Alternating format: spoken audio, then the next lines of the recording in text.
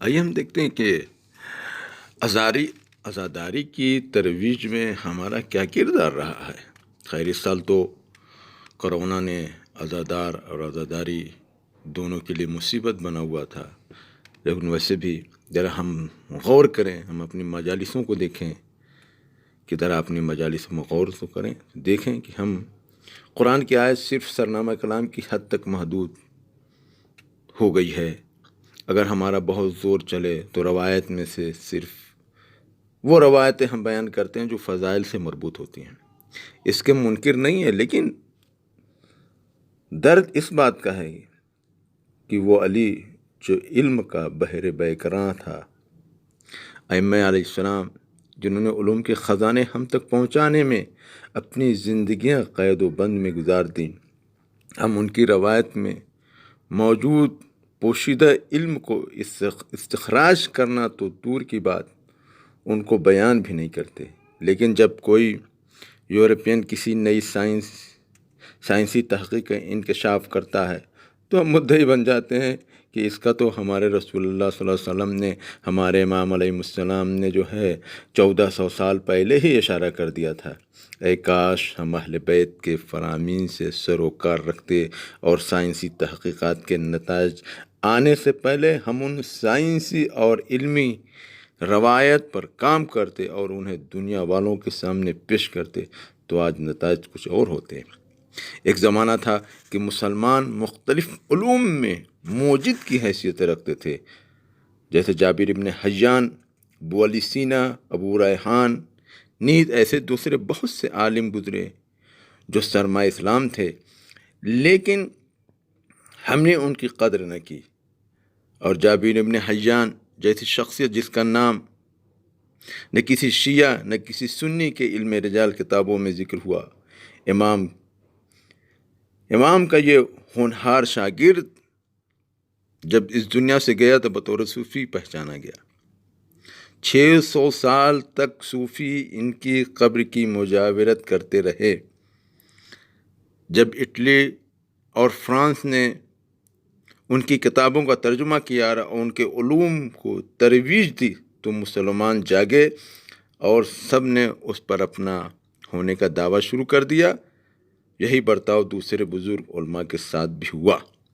اکثر مسلمان جو کسی زمانے میں آئیڈیل اور نمونہ ہوا کرتے تھے، آج ترجمہ کرنے والے، امپورٹ کرنے والے، مصرف کرنے والے، تقلید کرنے والے بن کر رہ گئے ہیں۔ ہماری تعداد فکری نے دوسرے مکتب کو، فکر کے افراد کو ہماری مجالس میں آنے سے روک دیا۔ لمحہ فکریہ یہ ہے کہ یہی افراد آج سے 25 یا 30 سال پہلے ہماری مجلسوں میں عقیدت اور احترام کے ساتھ شرکت کیا کرتے تھے، لیکن آج نہ صرف شرکت کرنے سے کتراتے ہیں بلکہ ان عزاداری کے دشمن بھی ہو گئے ہیں۔ عزاداری کے ہی نہیں بلکہ عزاداروں کے بھی دشمن ہو گئے ہیں۔ اگر اس طرح کہوں تو شاید غلط نہ ہو کہ ہمارے یا ائمہ علیہ السلام کے دشمن نہیں تھے، لیکن یہ ہماری طرز فکر، ہمارے چبھتے ہوئے اور رقیق کنایات باعث بنے، وہ اس عزاداری کے ہی دشمن ہو گئے۔ ہم نے اپنی بعض مجالس میں من گڑھت جنت کے نسخوں کو پیش کیا، جس کے نتیجے میں اپنی قوم کو عمل سے اور دوسروں کو اپنی مجالس سے دور کر دیا، جبکہ ہمارا یہ طرز بیان قرآن اور معصومین علیہ السلام کی تعلیمات کے صریحاً مخالف ہے۔ خداوند عالم اپنے رسول سے فرماتا ہے، سورہ آل عمران میں آیت نمبر 159، فَبِمَا رَحْمَةٍ مِّنَ اللَّهِ لِنْتَ لَهُمْ لَوْ كُنْتَ فَظًّا غَلِيظَ الْقَلْبِ لَانفَضُّوا مِنْ حَوْلِكَ۔ اے رسول، یہ اللہ کی بہت بڑی مہربانی ہے کہ تم ان لوگوں کے لیے اتنے نرم مزاج ہو، ورنہ اگر تم سخت مزاج، درست مزاج اور سخت دل ہوتے تو یہ سب آپ کے گرد پیش سے منتشر ہو جاتے۔ جیسا کہ آپ سنتے رہتے ہیں کہ وہ واقعہ، وہ ضعیفہ والا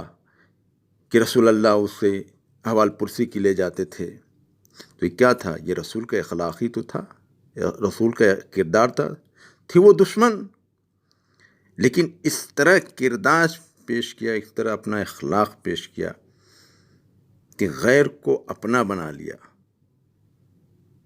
غیر مسلم کو مسلمان بنا دیا۔ اور دوسری جگہ جب پروردگار عالم نے جناب ہارون اور جناب موسیٰ اور ہارون علیہ السلام کو، دونوں کو کہا کہ جاؤ فرعون کے پاس، تو کس طرح جاؤ؟ خداوند عالم نے کس طرح سے کلام کرنے کے لیے کہا؟ تھا دشمن خدا ہے، کہ قرآن مجید میں ارشاد ہو رہا ہے کہ اذهبا الی فرعون انہ طغی فقولا لہ قولا لینا لعلہ یتذکر او یخشی۔ سورہ طٰہٰ کی 43 سے 44 آیتوں میں دیکھیں کہ اللہ کیا کس طرح سے حکم دے رہا ہے جناب موسیٰ علیہ السلام و ہارون کو کہ تم دونوں فرعون کے پاس جاؤ، کہ وہ سرکش ہو گیا ہے۔ اس سے نرمی کے ساتھ بات کرنا، شاید وہ نصیحت قبول کرے یا ڈر جائے، یعنی نرمی سے بات کرنا، سختی سے نہیں۔ اس لیے نرم لہجہ ہی ایک عجیب ہوتا ہے کہ انسان کے دل کو جو ہے یہ اپنی طرف کھینچ لیتا ہے۔ اور اسی طرح کہ جب رسول اسلام جو رحمت للعالمین کا مصداق اتم تھے، جب مدینے میں تشریف لائے تو وہاں کہ اہل کتاب کو اللہ کا یہ پیغام دیا جو سورہ آل عمران میں آیت نمبر 113 میں ہے کہ لیسوا سواء من اہل الکتاب امۃ قائمۃ یتلون آیات اللہ آناء اللیل وهم یسجدون۔ یہ لوگ سب برابر نہیں ہیں، اہل کتاب میں ایسے ثابت قدم جماعت بھی ہے جو رات کی مختلف اوقات میں آیات الہی کی تلاوت کرتی ہے اور سجدہ ریز ہوتی ہے۔ ہم نے ایک ایسی فضا قائم کر دی ہے کہ جس سے اہل بیت کا آفاقی پیغام ہدایت صرف شیعوں میں محدود ہو کر رہ گیا ہے اور دوسرے مکاتب فکر اس سے معروم ہو کر رہ گئے۔ حق بات ہے کہ آج کی یہ تکفیری اور افراطی گروہ جو درندگی کی نئی تاریخ رقم کر رہے ہیں، ان کے وجود میں آنے کے علل و اسباب پر ایک نظر کی جائے تو جہاں استعماری دسیسہ کاریاں نظر آئیں گی، وہاں اپنوں کی نادانیوں سے بھی چشم پوشی نہیں کی جا سکتی۔ تاریخ پر نظر ڈالیں تو دیکھیں کہ شاگردان ائمہ معصومین علیہ السلام دوسرے مذاہب کے لوگ بھی شامل تھے، امام کی شاگردی اختیار کیے ہوئے تھے، جو اپنے آخر عمر تک اپنے ہی عقیدے اور دین پر قائم رہے۔ جس جگہ امام باقر و امام جعفر صادق علیہ السلام درس دیا کرتے تھے، وہیں ابو حنیفہ بھی درس دیا کرتے تھے، وہیں امام کاظم علیہ السلام اپنے چاہنے والوں کو سیراب کیا کرتے تھے۔ امام عسکری علیہ السلام، امام تقی علیہ السلام نے اپنی زندگی کا اکثر حصہ اہل سنت کے علاقوں میں گزارا، اور آپ نے ایسے اخلاق نبوی کا مظاہرہ کیا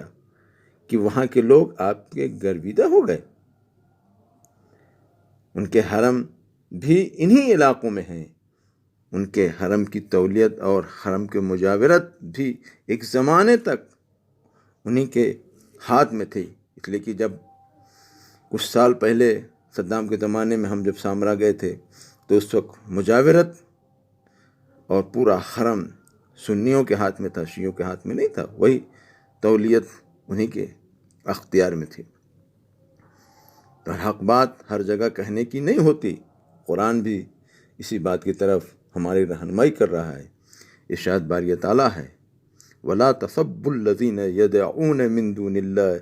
فَيَسُبُّوا اللَّهَ عَدْوًا بِغَيْرِ علم، اور خبردار تم لوگ انہیں برا بھلا نہ کہو جن کو یہ لوگ خدا کو چھوڑ کر پکارتے ہیں، کہ اس طرح یہ دشمنی میں بغیر سمجھے بوجھے خدا کو برا بھلا کہیں گے۔